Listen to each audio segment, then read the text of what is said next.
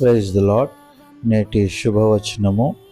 నీవు నీ గుప్పిలను విప్పి ప్రతి జీవి కోరికను తృప్తిపరచుచున్నావు.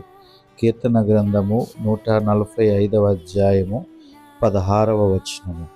ఈ వచనములో దేవుడు అన్ని జీవుల యొక్క అవసరాలను తీర్చడానికి తన చేతులను ఆయన తెరచి వాటికి ఆహారము దయచేస్తూ ఉంటున్నాడు. వాటిని వృద్ధిపరుస్తూ ఉంటున్నాడు. ఎందుకంటే ఆయనే కదా మరి సృష్టికర్త.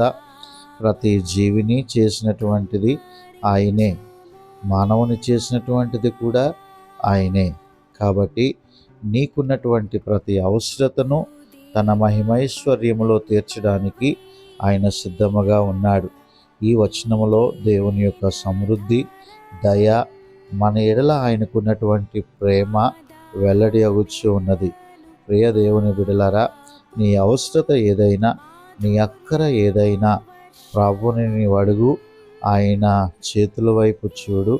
ఆయన గుప్పెలను విప్పి నీ యొక్క కోరికను ఆయన నెరవేర్చును గాక.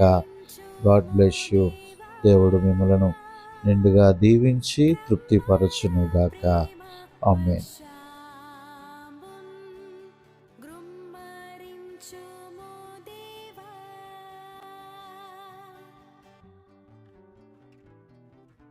మా మీద కురించు మీషా.